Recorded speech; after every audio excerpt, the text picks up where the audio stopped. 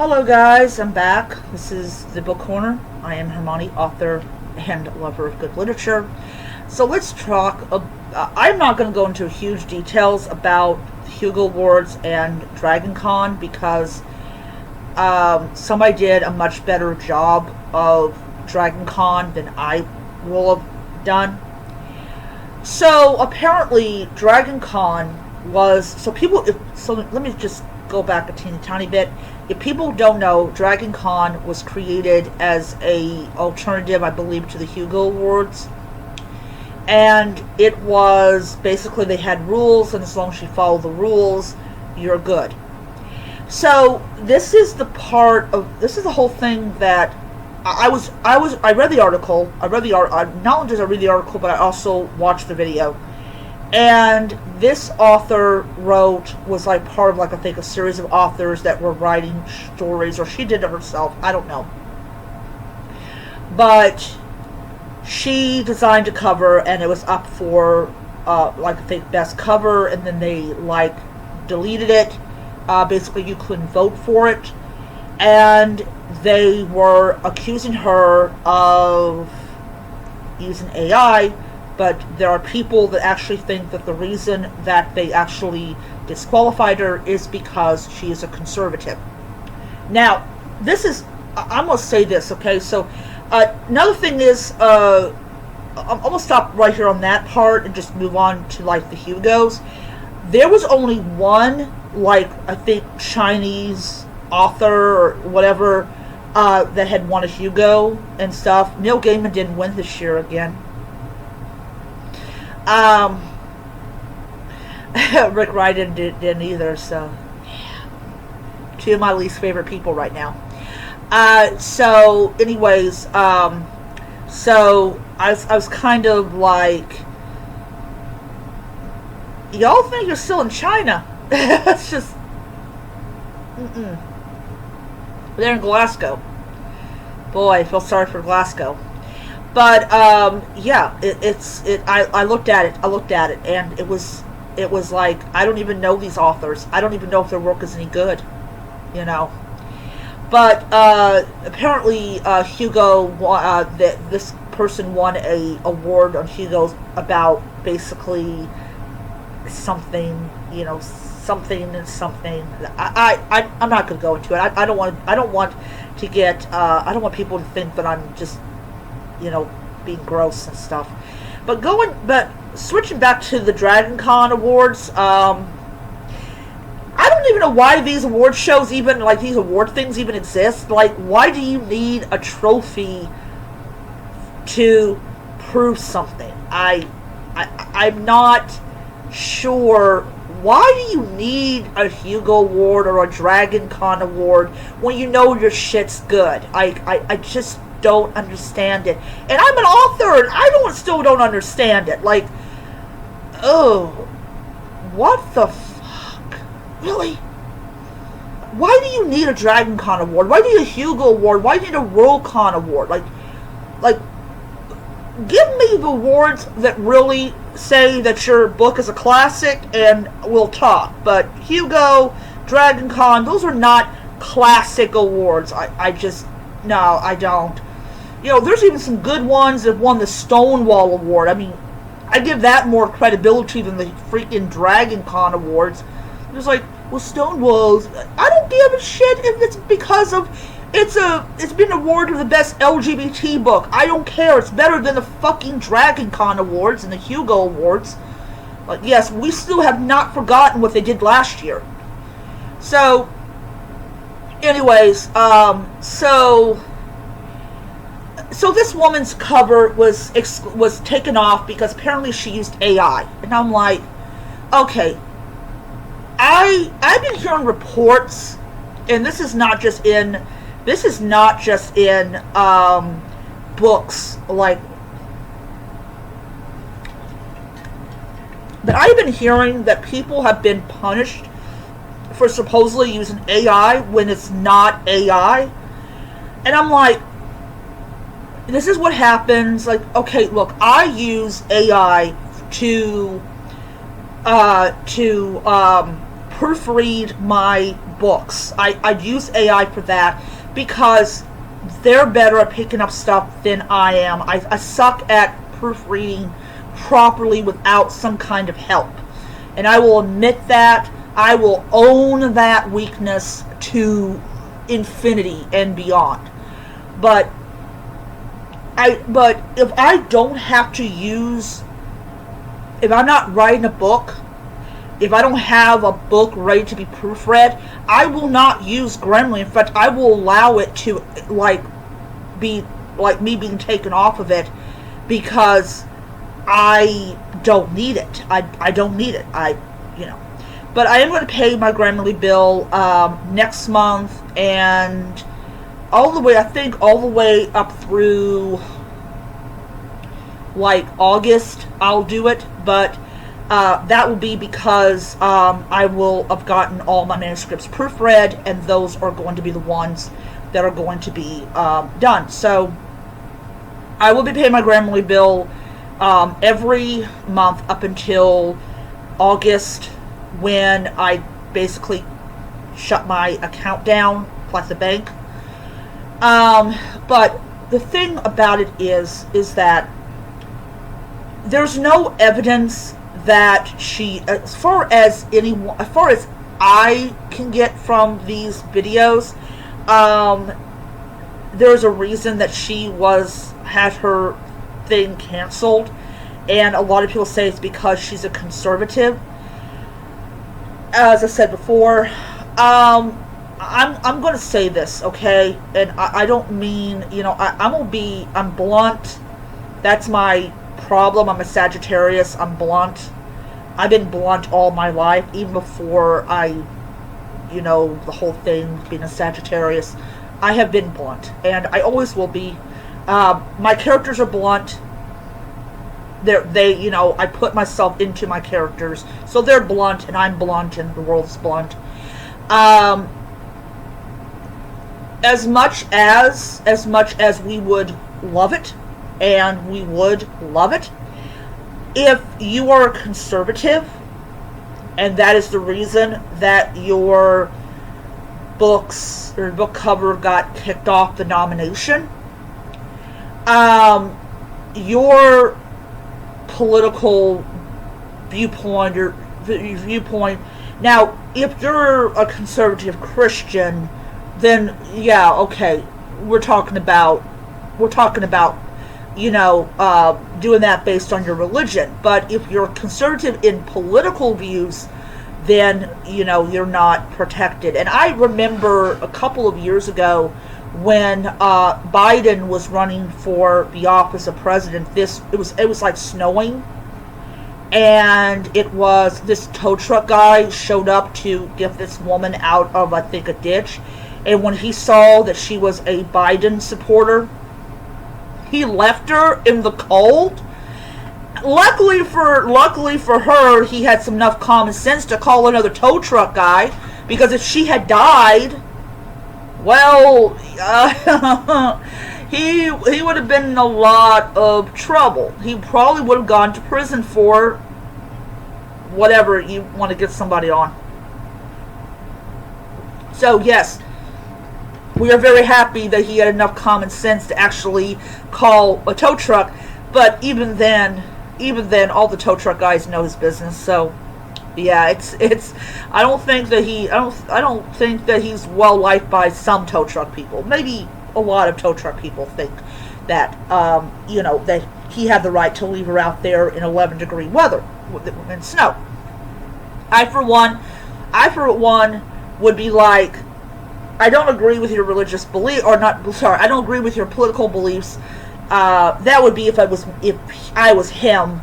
But I'll still will get you out of the ditch so that you don't freeze to death, because yeah, that was low. But conservatives, they are really looked down upon, and I really think I really think that hatred has seeped into the world of books.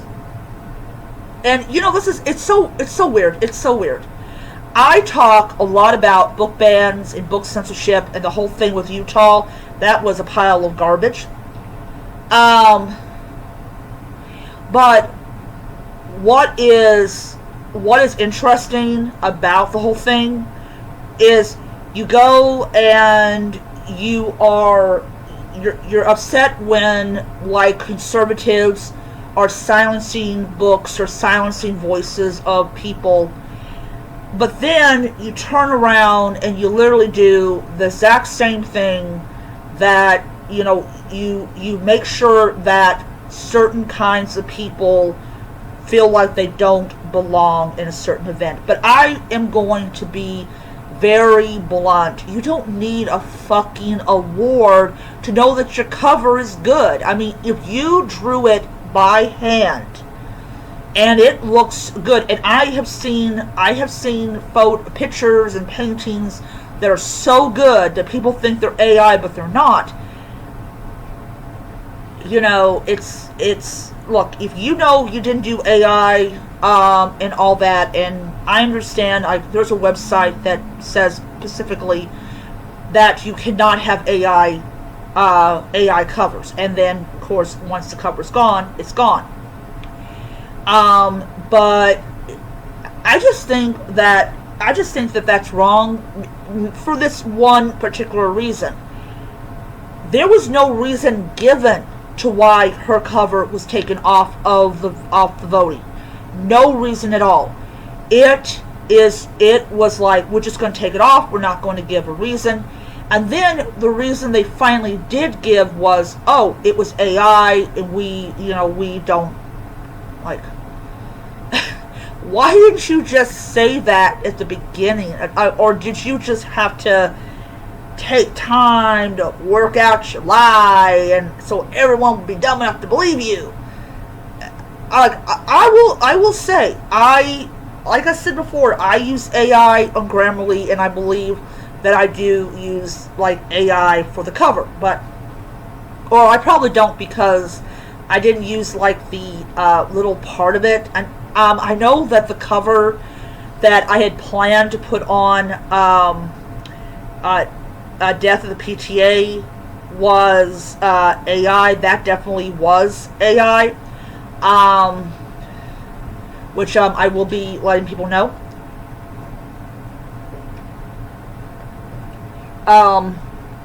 But yeah, it's stupid. It's just stupid, and it's like I just don't understand like what's going on, But I think that if we really want to keep things fair, and we're supposed to band together as authors and artists and all this, and be like, okay, look, why don't we watch her redraw the cover, and that way we know she didn't use AI. No, you just kick her off, and then when it comes out that she's a conservative, oh well, everyone comes to their own conclusions. They'd be like, oh yeah, okay, this is why she got her cover rejected. And that's the thing, is when you go and don't give a reason, come on. People are looking at people's political affiliation and be like, oh, if somebody gets kicked off of a panel or kicked off of whatever, it's because of their political beliefs. But yeah, but I think that there is no such thing as a fair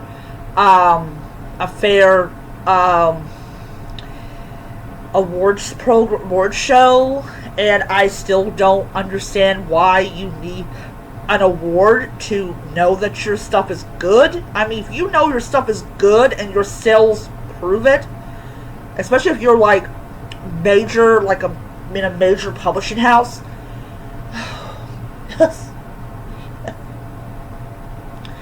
It's stupid. It's stupid. It really is. But I also kind of want to look at another side of the coin. People do not like AI. They absolutely do not like AI. And the reason for it is that there has been, celebrities having their voice stolen and put into ads that they don't believe in. You have people using AI to make these masterpieces. AI is being used in practically everything now, and it's kind of scary that we live in a world where we're not going to be able to tell what's real anymore and what isn't, and all that. But it's stupid. It is stupid. I want to also add one more thing before I go. There is a book coming out. I believe it's going to be the 26th, but it might be the 27th of this month. It's called I Am That Librarian. I saw that on, I think it was Google. I have my phone, and it's about this librarian that had been declared the librarian of the year prior, like 4 years ago. Like, it was like during or was it 3 years ago?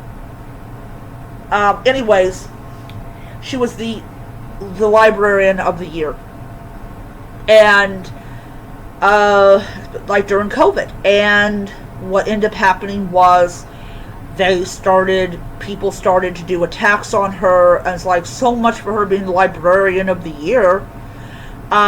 So that book is coming out either August 26th or 27th, not the 28th. And I will be picking that up, and I will be reading it, and I will be doing a review of the book. So expect that review coming up. I am so excited to be able to read it because I did feel sorry for her. And also, I've been hearing some reports that the Project 2025, they want to label librarians as sex offenders, people that touch children. As somebody who survived an encounter with a real life child molester, I was lucky that he did not get to touch me. I was lucky that I was able to escape him. My friend was not so lucky. She had been molested by this creep for a long time. So I take it as a personal insult. I really do. It just boils my blood. It brings up a lot of really bad memories that my mother had to work really hard to get me over. But I have a vested interest in my personal, my voice in saying, I know what a child molester looks like. I know how they are. I know how they operate. By trying to label our librarians as these kinds of monsters is a deep injustice to the children that have suffered at the hands of adults that don't care about a child's innocence. So this is a deep insult to me. And I've had people that have told me, you need to get over it, you need to go out and party, you need to go out and you need to do this and that with men. And just, okay, look, you're not a psychiatrist, so stop pretending that you are. Because you are an insult to all the people that have suffered. But that is it for I didn't mean to bring that up, but it just boils my blood. It just does. It like that volleyball guy from Iceland who did that to a little girl, and how he was allowed to play for Iceland. That boiled my blood. That literally made me want to throw something, because this guy, he had relations with a 10-year-old girl, and he is a registered sex offender. And I just yeah, out of all of these so-called scandals that was going on in the Olympics, that one made me want to throw something. Just through a window. Just, that was the real scandal. To me, that was the only scandal that was going on in the Olympics. Everything else was not even on my radar. I just didn't care. But that volleyball guy, yeah, I gave a shit. Just, no. So yeah, so I will be, like I said, I will be getting that book. My brother is interested in the book, so my brother just could not believe what they want to do. They, what they want to label our librarians as. Anyways, so yeah, so yeah, so I will end it here, and I hope to see you around. And remember, tomorrow, Death at the PTA comes out. I will be, as I said, I will be changing the covers to the cover that I intended to use for it, and so I'm gonna be working on that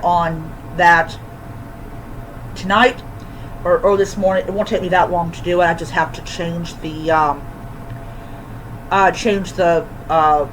thing. So I will see you guys around.